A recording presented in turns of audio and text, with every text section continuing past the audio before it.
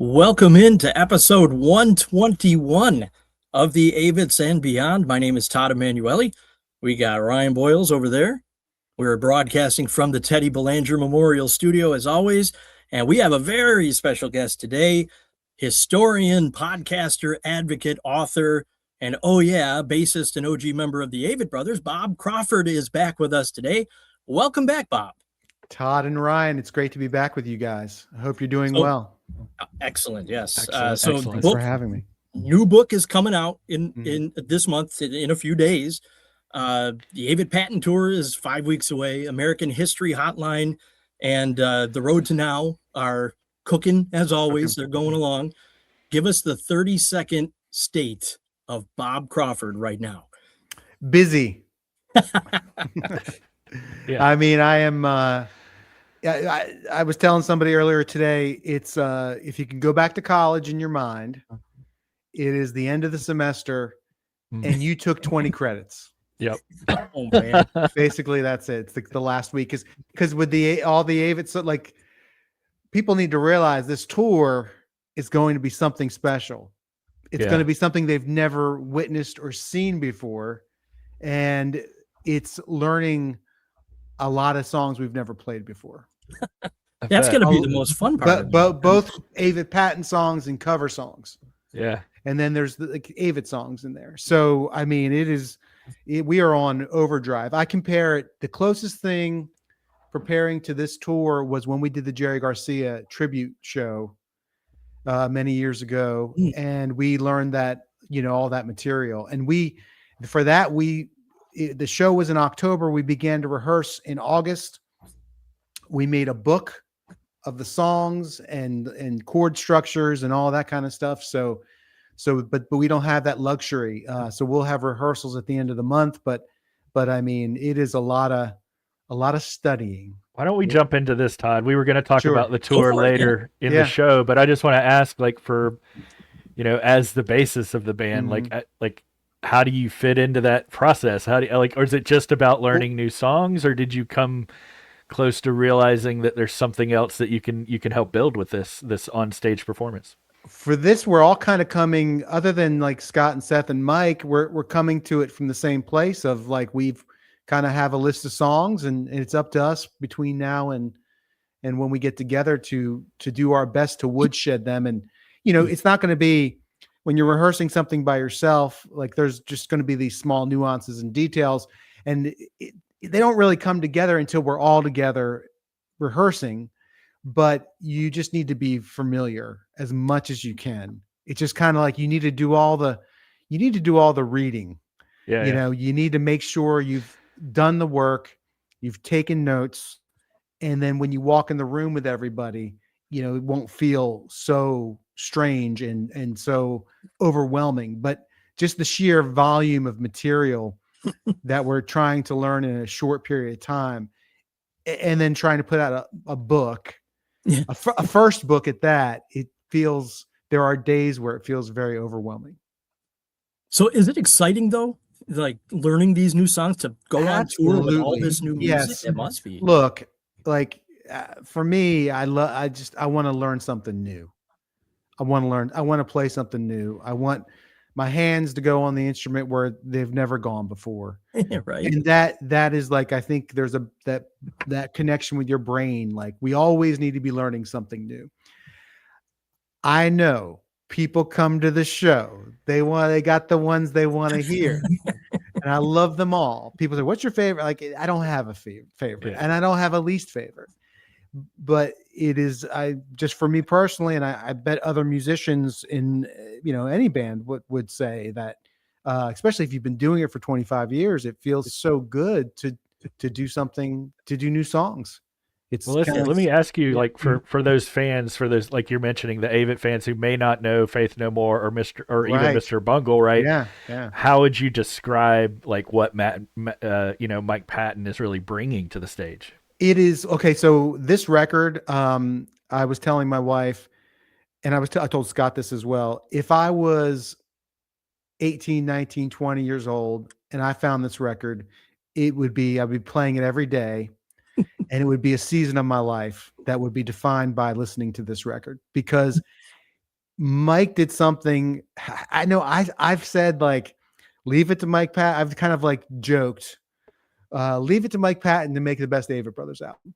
Like, and that comes from my fan being a fan. Yeah. And being a fan of like Lovage and being like some of the really creative stuff he's done over the years. And for him to put his imprimatur, if that's the right word, on what we do.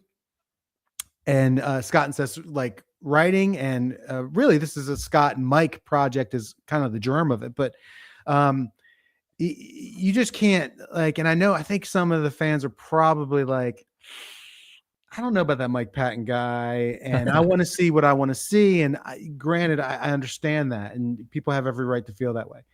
But you need to understand where Mike Patton sits in the roots of the Avett Brothers, and how much of a pillar absolutely he is of what we've become. And so I think we're at this point all these years in where we're kind of looking back and looking ahead, and those influences will come to the foreground, as we play with like the creative aspects of what we do. So, so for me personally, it's amazing to play with Mike Patton, and I love it. I love the challenge of it, the challenge of performing with these samples and with all these different, like you've got Mike Marsh playing the drums, but then you have a drum machine on top of that, and how challenging that is, and how it keeps you on your toes. And I love that. He's doing a lot of stuff on stage there. It's crazy. I mean, it's incredible. Yeah. Well, I saw him. Sorry, Ryan. I was just going to say, what do you expect the audience mix to be like? Do you think it's going to be more Avett fans, more Patton fans, or somewhere in between? Well, I mean, hopefully it's a mix, but I think that his fans are skeptical of us, and I think some of our fans are skeptical of him. So I think it's bringing everybody to the table is going to be the tough part. But if you can, it's so weird. We got to get him to the table. If you can spare the time, I guarantee you won't be disappointed. You're right. 100% right. Well, I think you're going to have, if I can predict, you're going to find yourself on stage this year. I feel like it's going to be very much like a pinch me moment where you're just going to, it's got to feel surreal that you're like, how did I get here? Right. Exactly. Yeah. It sounds really cool. Well, I'm really excited. I've got, my wife and I have tickets to see y'all in Greensboro. So we're really looking forward to it. It's going to be great. So are there going to be, this is just a very strictly selfish question. Are there going to be more normal Avett shows popping up still this year? There will be. Okay. Yes. I kind of figured that because Absolutely. They haven't announced a ton. I'm just thinking Central New York. You guys always come up here and I don't see anything yet. I need you to schedule some shows. So that's all. It goes until I think the Mike Patton stuff goes through June. And then I think when we start in July for the rest of the year, it's us. Oh, okay. Yeah. So nothing before then. Why don't we talk about podcasts now? Look, yeah. I think. Oh, okay. I'm 90% sure. Well, you're good in with everything. Yeah, I should know these things, but I'm taking in a lot of information these days, and other things are falling out sometimes. Right. So more importantly than the tour, even right now, is you have a book coming out. But even more important than that, you were just on a podcast called Bob's Bob Pod. Yes. I mean, that was something else to see. Yeah, I am thrilled to be here with you guys. I just gotta say, I can't believe I got that. It's hard to top NPR and Bob's Pod. Yeah, well, Bob's Pod for sure. Yeah, he's something else. I expect big things from him in the future. Big things. So for anyone that hasn't seen it, describe what's going on with that whole thing. Is that going to be an actual podcast? That was my main question with this. You know what's funny? After we did that, we were like, there might be something to it. Definitely, there could be something to this. So yeah, it's another area to be creative. I'm gonna throw it out right now. The two of you, history for kids. I mean, there's a market there. I think. Okay. Absolutely, yeah, and yes, big things are coming from Bob. Yeah. Well, let's talk about the other podcast. So there's another podcast that you did back in 2023 called Founding Son. Yes. And so this was talk to us about how Because you also have sort of mentioned like how a lot of the research and sort of discovery of figuring out what you wanted to do was based on you going to bookstores or you doing research on the road while you were on the tour bus. Mhm. So talked about how the genesis of this led to the book. Yeah, so in I think it was 2022 and 2023, I worked with iHeart on a 6-part series about John Quincy Adams called Founding Son, John Quincy Adams America. And it was just told like, look, Adams is this incredible singular figure in American history, that he's a president who goes into Congress after his presidency. And really, that's where he defines himself for me historically. Although he had this incredible diplomatic career before his presidency, he had a failed presidency. Of course, he's John Adams's son. He's an eyewitness to the Battle of Bunker Hill. George Washington appoints him to his first diplomatic post. He serves with Lincoln in Congress, but he has this incredible congressional career that I found to be extraordinary. So we made the 6-part series. We had great voices. So Adams left behind a 14,000 page diary. Wow. And of course, there's like existing letters and the congressional record that everyone can access, has access to. And so when we were writing the podcast series, just his words and the words of this generation just were so cutting and so dramatic that I thought, man, we need to have people read these. Like these need to come to life. So we were fortunate, and it took a lot of work, but we got Patrick Warburton to be John Quincy Adams. We had Nick Offerman to be Andrew Jackson, and Scott Avett played a role. He was Charles Francis Adams, and he may have played, I think he was Theodore Weld as well. And so Gray Delisle was Louisa Catherine Adams. So it just came together marvelously. It was a lot of fun. And through that, I received a message from a book agent who said, look, I think there's a book here. And that started the process of putting together a book proposal to that became America's Founding Son. Which comes out March 10th, we can say. But by the way, Ben Sawyer and I do the same thing that you guys are doing. Like when we're always like stepping. We have a wonderful script for this show, but what we didn't do was assign each other questions. Throw it out. Right. Throw it out. I just want to ask, so what is your sort of, like, for people who aren't history nerds, like, what is your 60-second pitch for them to sort of care about this story? This is a history beach read. Yeah. It is a history beach read. If you go, I like to say, party in the front, rigor in the back. Nice. So the book, you can read this. You go to the beach for a week. You go to the mountains for a week. You just have a week of time around the house. You can finish this book and you can learn about a period of history that you probably don't know much about. And you can learn about this extraordinary 19th century historical figure. You go in the back of the book, you look at the notes section, and you can see the academic rigor that went into it, and you can see the sources. And if you want to do some further research, like I talked about, some of this stuff is online. You can check out yourself. Yeah.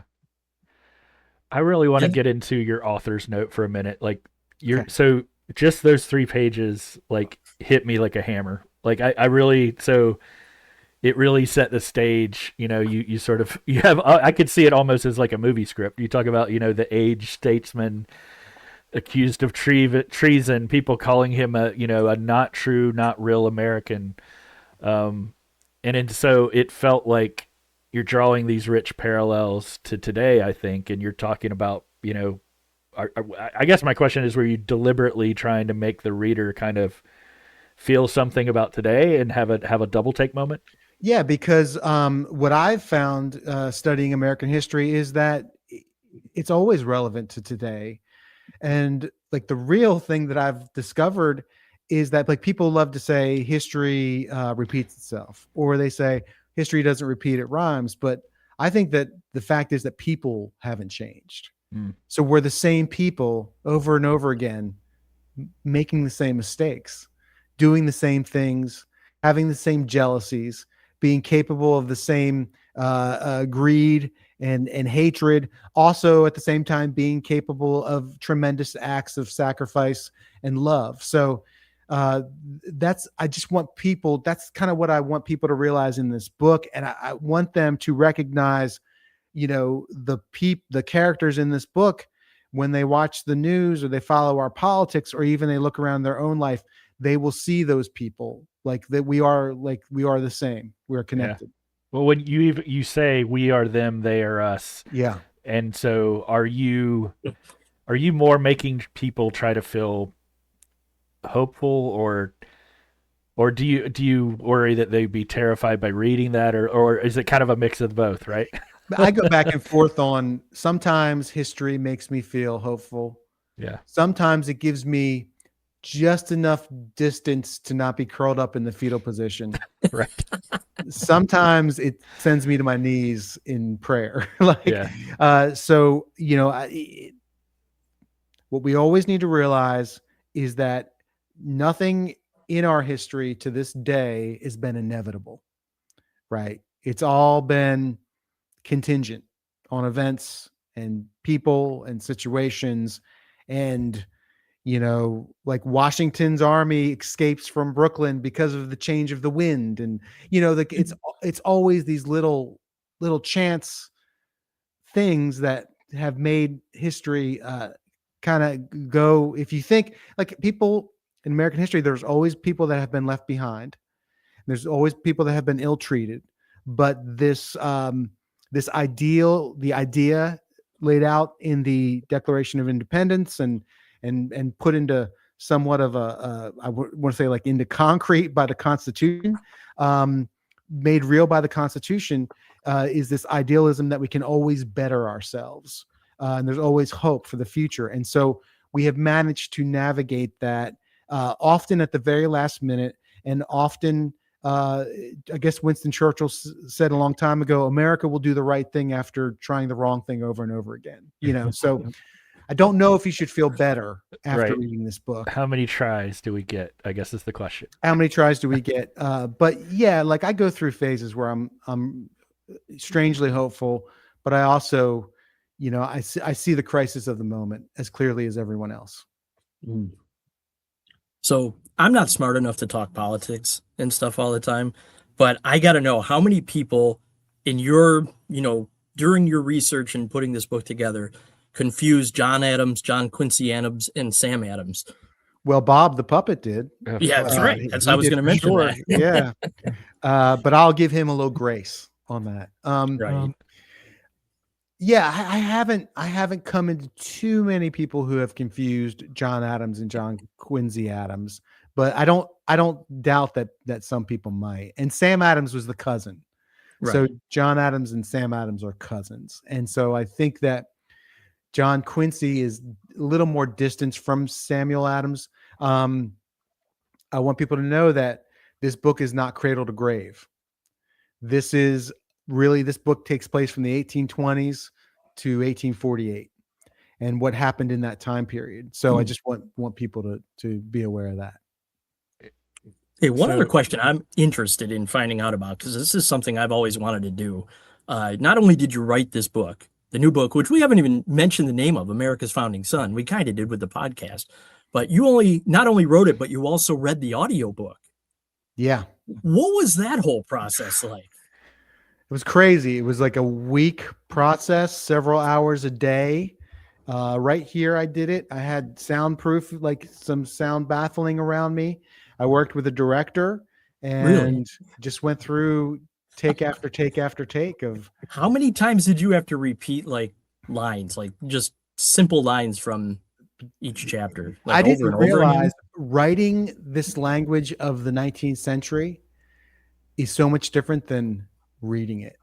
Yeah, I bet. And there were words that I had imagined in my mind were pronounced a certain way, and the director was like, no, it's this. And if there was something that we were both confused about, he would look it up. And you can go on Google and type in a word and then have click and play how it's said. I don't know if people knew that, but that's Sure, I've done that before. Well, not only that, but just the phrasing of that language. I bet it was a challenge, and thinking about how to approach it with the different characters. And so, but they said it's good. I don't get to hear it. It's one of those things where you don't get to hear it. So, but I trust them. I trust the company who did it. And does that come out the same time as the book, or does it come out later? I suppose so. I would imagine it does. Because that is what my wife is waiting for. She's an audiobook themed. Sure.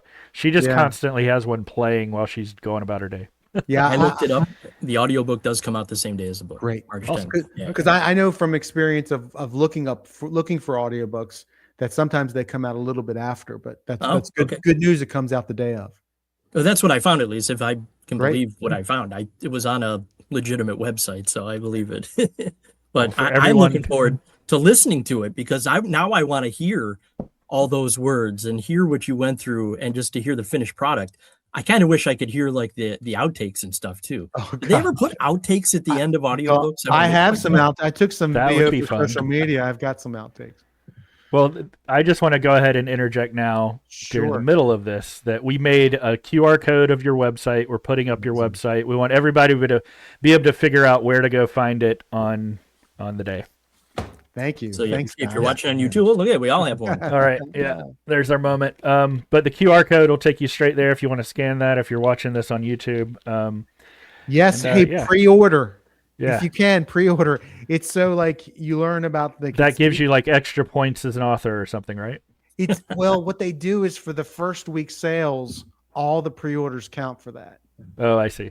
Yeah. And so if I don't know what the number in my whatever the genre they're going to put this in, but if people pre-order it, it gives it a chance to be like a bestseller, or it just all counts. It's like with records and books, it's like that first week sales are just so, and movies, right? First week sales are just important. I'm going to leave the QR code up here for everybody during the rest of the show. Yep. Click on it. Click on it. So what are the high points? Like, I don't know if you want to give away teasers about the plot, but like there's the Amistad case. There's all the talk about the gag rule and parliamentary procedures used as weapons and all those sorts of things. So what about it is so interesting to you as an author? The turn that Adams makes in his life throughout his life. You got to understand, when he was elected president, and he's elected president in a very unusual way. So in the 1824 election, there were 4 candidates for president. And no one Andrew Jackson got a plurality, but he didn't get a majority. And so based on I hear leaf blowers. I hope it's okay. Based on the rules, if no one gets a majority, the top 4 vote getters go to a vote in the House. And if you followed what happened in 2020 that led to January 6th, this was the plan. This was the Trump plan, right? Don't certify and have to send it to a vote in the House, where each state legislature gets 1 vote. Right. So each delegation from each state gets a vote. So this happens. And the top 3 vote getters were Andrew Jackson, John Quincy Adams, and William Crawford, who was the secretary of the treasurer at that time. And Henry Clay was the 4th guy. And so he couldn't stand for president. He would not be president, but he could be kingmaker. And so what the controversy becomes, that Clay gets his state, Kentucky, and a few of the other states to change their votes from Jackson to Adams. They become what we would say today, we would call faithless electors. And so Adams is elected in the House, and we've never proven whether it was truly like a corrupt bargain that it was called later. But so Adams wins not by the acclamation of the people. He wins at this vote of the House. So he's a minority president from the get-go. He has a terrible presidency. Like he can't get anything done. Even the people in his own party no longer support him. And then, so he loses re-election in 1828 to Andrew Jackson, and he goes back. He's about to go back to Massachusetts, and his son commits suicide. Oh, jeez. And so he's at this low point in his life, and that's when he's approached to stand for Congress. And he says, well, I'm not going to run, but if the people want to vote me in, I will serve. I think it's not a step down for a president to serve constituents in any manner. That is like public service. So he's elected to the House, and there he stays for 18 years until his death. And it's what he does in the House, the man he becomes, the defender of freedom of speech, the anti-slavery activist, that so intrigued me about him. And that's the story I tell in this book. Yeah. That's cool. So tell me about the passion you have for music and for history. Like, you're so busy right now, but you're working on both of those things. How cool is that to wake up in the morning and be like, man, I'm doing what I always wanted to do? That's got to be cool, right? It's amazing. I haven't reached that yet. Yeah, it is I feel very blessed with it. I feel it helps me deal with some of the other things, and I don't take it for granted. And I understand that I have this opportunity to pursue history, which I've always loved, because of the success of the music. And I understand how it all kind of flows together. And so, yeah, I'm very grateful for it. I don't take it for granted. I think that's lucky, right? That happened. Like, it is lucky. Overnight success. So it's a lot of work, though. Is what I want to say. Obviously, a lot of work, and you're super talented. And you feel like you have to work up. You've got to work up to it, right? You've got to work up to the opportunity you have. You've got to like try to do your best. You're never gonna. You can always be better. I can always those be challenges. Better. Yeah, got to put the time in. Tell me about the book tour. Like, that's going to be cool. Wow. That's coming up here soon. I don't know, Todd, how to think about it. I don't know how to anticipate it, right? Because it's so. You've never done it before, right? I've never done anything like it. No, so yeah, so it starts out in New York on the 11th at the New York Public Library, Nice. which is the library from Ghostbusters. Yeah, oh my gosh, yeah, that's awesome. And Alexis Coe is my conversation partner. And she's an amazing historian. She has a great Washington biography. You Never Forget Your First is the name of that book. And then on the 12th, the next night, I'm in Cambridge, Massachusetts, the Harvard Bookstore with Jennifer Moore, who is a NPR correspondent in Boston at WGBH. And then the next night, I am at the Church of the Presidents, where in the crypt beneath is where John Adams and Abigail and John Quincy and Louisa Catherine are interred. And then the next day I am in Princeton with his history hero, Sean Wilentz. And so it goes on. And then there's a trip out west. Like, we're doing the show in Ontario, California, the end of March. So I'm going to fly out to San Francisco and do an event at a bookstore there, and then fly up to Seattle, and then fly down and meet the guys.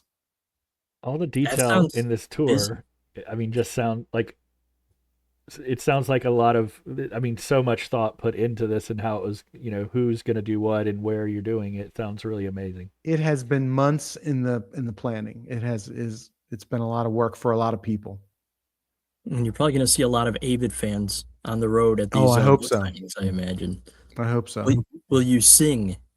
or play something? That was a dumb question. We can't add one more thing to this. I gotta say, there's a campaign song from, I don't know I think it's 1828. It's a John Quincy Adams campaign song that exists. Oh boy! And a guy named Oscar Brand recorded it. He recorded all these old campaign tunes, and it's really great.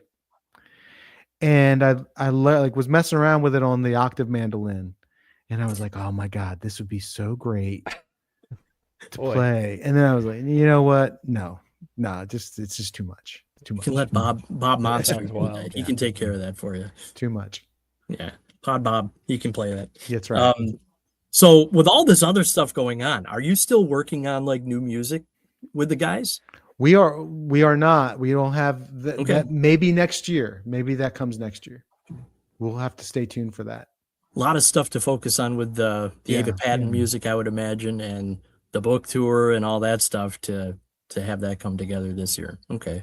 Can I All ask you right. about press on? I mean, Sure, I please. really, I was about to say, and I you really add want, family into it. yeah, no, I really want to know more about sort of, I mean, year in, year out, a lot of great contributions and people trying to help with the cause. But sort of what is the update of where it is today and where do you see it going? Yeah, we are hanging in there. We suffered like everyone else, suffered a lot of uh, funding cuts because the government so dramatically and cruelly and heartlessly cut can we've had this war on cancer. Nixon Yeah. declared the war on cancer, and Trump has undone that. He has Yeah. essentially given up on the war on cancer. And there was a token investment of like $50 million into some AI research for pediatric cancer, but that was a program that was started during his first administration. So he's essentially just giving money to his friends. Yeah. So it's just more of this corruption that we're seeing from him. So the cancer research world has been devastated, along with Alzheimer research and so then you begin to depend more on organizations like Press On, more on private organizations to kind of take up the slack and carry on the fight. And so, yeah, we're doing okay, and we've got some great initiatives we're working on. But we always need the support. We always appreciate the support of the Avett community. Well, what would you say, I guess, if hearing this, I mean, I think a lot of people are plugged in to what's happening, but it's also easy to kind of, with the news cycle and everything that's going on, especially right now. I mean, it's easy to like kind of forget that that was a thing that happened, So what would you say people can do? Is it just straight up go to pressonfund.org and donate, or are there other ways they can get involved? Well, always go if people Yeah. are so inclined, and I don't take for granted the economy right now and how hard that is for so many people just to make ends meet. So if people can and they're inclined to, please give it to Press On Fund. I think that cancer research should be more of a campaign issue, and we talk about healthcare. And we're focused on that because all of our rates have gone through the roof, our insurance rates, health insurance rates. But I think we need to press our candidates, in both parties more on this issue, because you're right, Ryan, there's so much that's happening. It's like this fire hose of chaos every day that cancer research it's not the most important thing until someone gets cancer. And Right. what I always say is Republicans get cancer too. And so this is something we should all be able to come together on and get behind. And when, this is a midterm year. So we're going to be inundated no matter where you live. You're going to have campaign ads coming at you rapid fire, be it on your computer or on your television or on the radio. I think this is, an opportunity for us all to go to some candidate events and for both parties and to ask them to step up and make this an important issue. I mean, isn't that common sense stuff that we just don't see common sense much anymore, do we? No, if you read my book, you might think that we've not seen common sense in a long time. Long time. Hence the Ever. history, rhyming, repeating, echoing. Yes. So that's a nice way to bring it all back. So we put up the QR code. People can find the book. They can pre-order it. I hope you do, because it's fantastic. I'm only about maybe a third of the way through it. So I'm honestly, this is the first book in a while. I'm telling you with my whole bookshelf behind me here that Oh my gosh. it's the first book in a while that I've not, like, every night not put it down yet. So thank you. Well, thank you for reading it and saying that. And like, that's the goal. The goal is to make it something that is manageable. Yeah. Right. I've got some books here. I'm sure you got some books there that are like 700 pages. This is not that. Yeah. In fact, when I was writing this, a 700-page biography of John Quincy Adams, which is by Randall Woods. It's a great book. It's Cradle to Grave. I saw that was coming out. And so I reached out to my agent. I was like, oh my gosh, what are we going to, he's like, we're not doing that. That's not what we're doing. Yeah. That's not what this is. So thank you for reading it. And thank you for saying that. Yeah. Yeah. So click the QR code over there, but tell us where people can get the book. Well, wherever fine books are sold, you can find it pretty much anywhere online. I know that like Books A Million, I signed like a bunch, like 1,000. And I think like Barnes and Noble had 500 and Books A Million had 500, something like that. And Barnes and Noble sold out of theirs. And so I think if you go to Books A Million and you're not going to see me on book tour, you can get a signed copy there. What is that like, signing 1,000 books? Like, do you have like carpal tunnel syndrome now? Or I hope not with the bass. And I have them down here, but there's these prints. There are these like, here, hold on a second, guys. Yeah. This is behind the curtains. They're right here. I love it. Awesome. I know you're never supposed to get up when you do these things, but this is a print. So there's these amazing illustrations. Oh, those are cool. In the book by Garrett Moreland, who you may know from he's done a lot of concert work for us. Yep. He's been on the show. He's been on the show. And he did the illustrations in this book. They're amazing. I asked Scott, I said, Scott, who is the best illustrator? Yes. I need an illustrator. Who do you recommend? And he was like, not me. He didn't want to take it on. He didn't even think about it. He said, okay. Garrett. That's awesome. He said Garrett. And so anyway, that was a good choice. So love Garrett. So awesome. I just signed a bunch of those. And if you buy a book, that's like pre-order a book, you can get that. You can. There's a way to get that. To me. I have one coming to me. You have one coming to you. I do.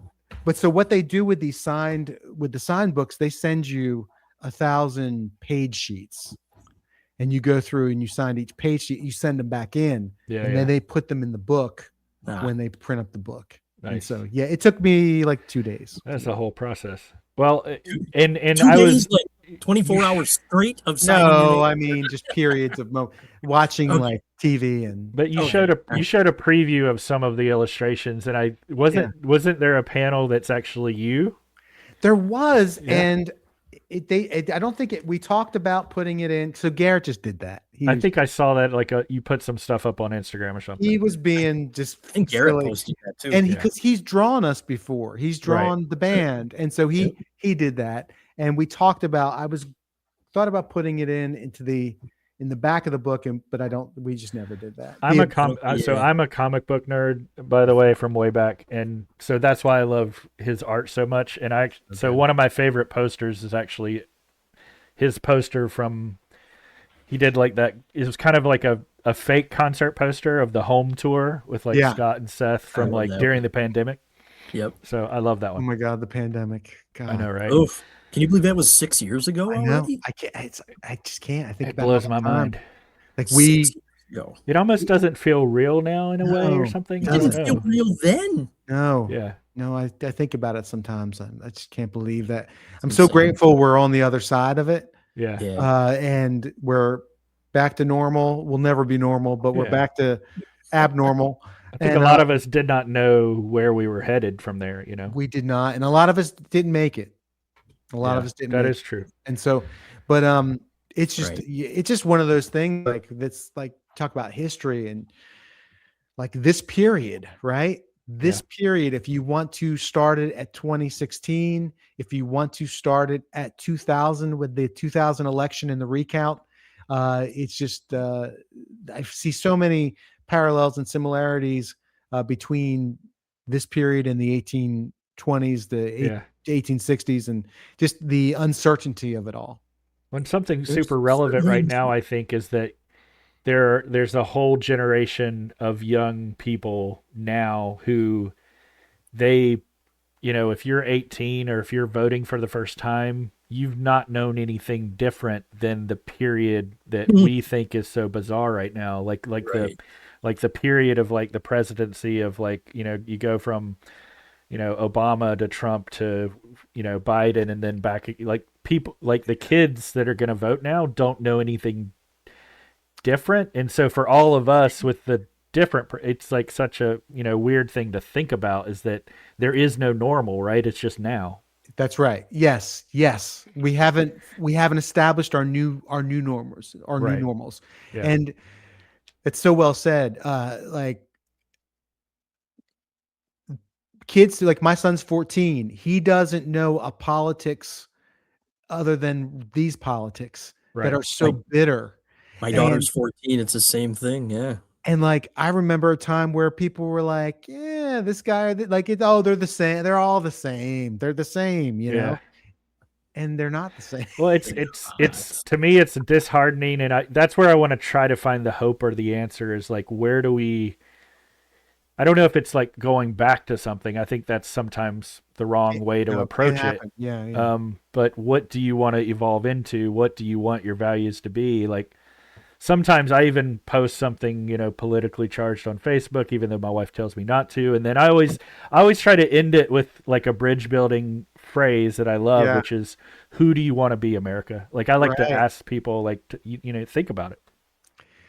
Yeah, The I most mean, oh, God, it's like, and we talked about like how polarized everything is. Well, back in Adams's time, 1830s, 1840s, it was all polarized. Like Yeah. every candidate had their own newspaper. Like it was, you Right. know, Imagine if there was social media, then how it would be just Ooh. like today. but I think that you know what you said, like about going back, going forward, like I think we're entering the next phase. We're seeing another phase of populism, like 2016 with Bernie Sanders and Donald Trump. And this was like the first episode of The Road to Now was about this. Back in 2016, it was like this new populism, and the Trump populism in the power mode won out, but the populism of the right kind of won out with having their hands on the gears of power.